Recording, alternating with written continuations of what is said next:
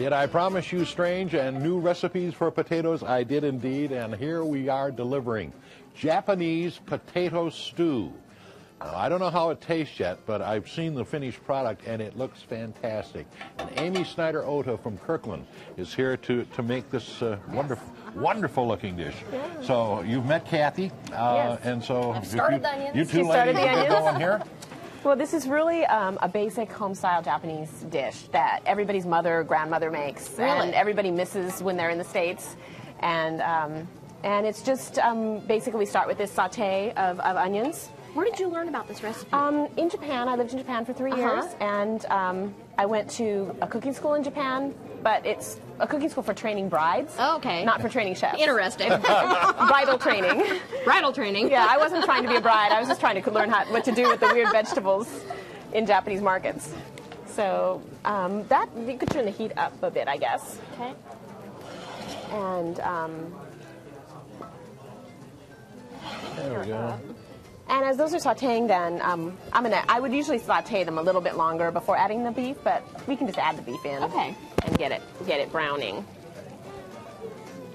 These are just ordinary onions. Okay. I used 2 onions about this size for the recipe, but if you have big ones and you want to use 2 big ones, that's great too. You can't have too many onions. If sweet onions were in season, would you use those? You could use sweet onions. I think they're about the same when they're sautéed up. Or red onions would be pretty too. Well, no. Well, you can tell me what you think when we're done. Okay. If you think that you want to try it that way. But I think this is the kind of dish you can customize and just be creative with it. So this is really a nice you can change these dishes around to really fit what your family likes. Yeah. That's right. That's right. So, in Japan they put carrots in sometimes, boiling them in with the potatoes. Oh, yeah. And cutting the onion size varies. And sometimes the potatoes. I used this size potato for this, about 9 of them. And some people would leave the potatoes whole if they were this size. Wow. Instead of cutting them up. So this is like a weeknight Japanese comfort food. It is a comfort food. It's not something you'd serve company in Japan. It's something people would eat at home. But it's also bar food. In Japanese bars, you can find it's called Nikujaga, and you can find it on menus in Japanese bars. They'll serve in a bar. They just have like the one potato with a little bit of stuff on top. Nice. With beer. Yeah. So if you're drinking too much, the beer will help absorb. I guess the potato. All that beer or something. Yeah, the potato absorbs the beer. So as that's getting sautéed up, when that's sautéed, this is basically, you've got 2 pans going, one with the potatoes and one with the meat. And then I've got the soy sauce divided. So some of the soy sauce goes in with the browning meat. Okay. And then also, the secret ingredient in this dish that's always surprising to Americans, and actually even to Japanese people who don't cook, is sugar. Sugar.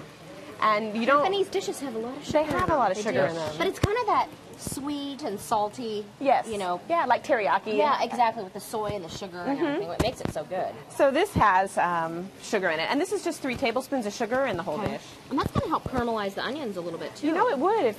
Yeah. It's always amazing to me to learn, new dishes. Like, I've never had this or heard of it or anything. And just, it starts those it's not that difficult to do. I mean, if you've got a fry pan and a pan to boil potatoes in, you can do this dish. Yeah, it's just everything, basically you have it in your kitchen. The soy sauce, though, I'd regularly recommend using a good quality soy sauce, a brewed soy sauce. Some of the soy sauces in American markets. Not light. Something that has few ingredients when you read the soy sauce ingredients. Light soy sauce is kind of bad news. Yeah.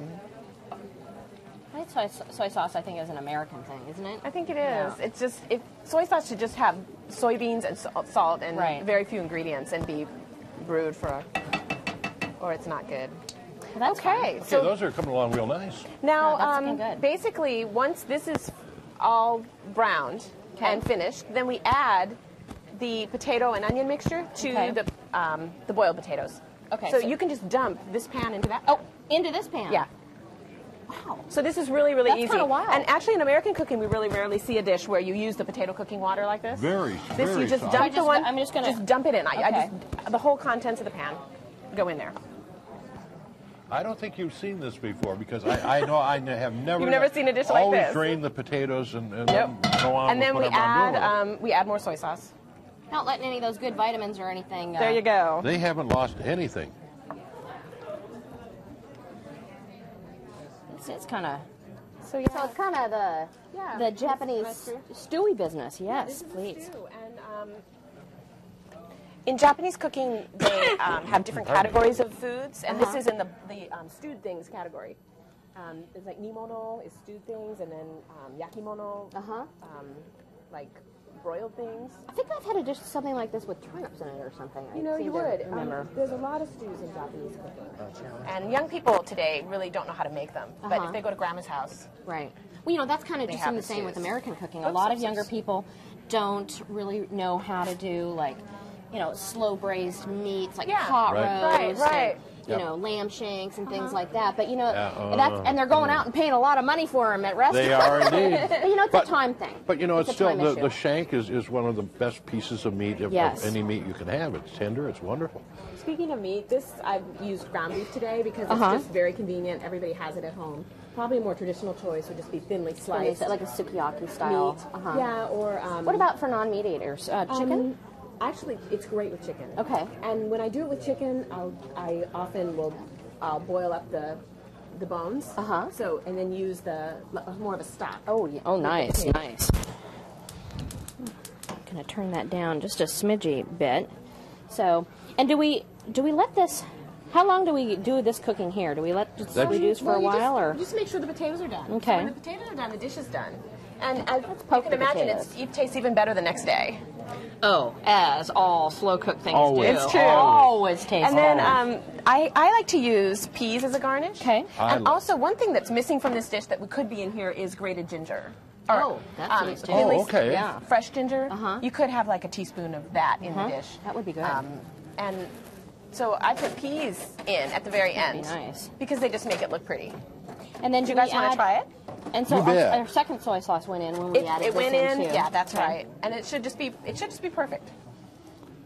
Don't burn yourself. No, but I'm going to, you know, this juice, this potato. Oh, get juice a little bit of potato. Has, I'm gonna get a little bowl out here so I can serve it up a little. That has become just like a broth, and it just Blow, blow, blow. It's gonna be And I hot. can see that, you know, if the onions had a little bit more time to caramelize and stuff. Yeah. It's nice to... And the onion pieces could be bigger, too, if you like your onions chunkier. And then this is the one. Now, that is comfort food. That's wonderful. That's pretty. See, the onions have a little bit more caramelization on that. That's gorgeous. I'm going to taste this, too. I'm excited to taste this broth. Isn't that good? Wow. I mean, and it's just hard to believe how simple it is. That's really good. See, even once in a while, we surprise Kathy Casey with something that our viewers bring in. That's a wow. Over 350 recipes in that book.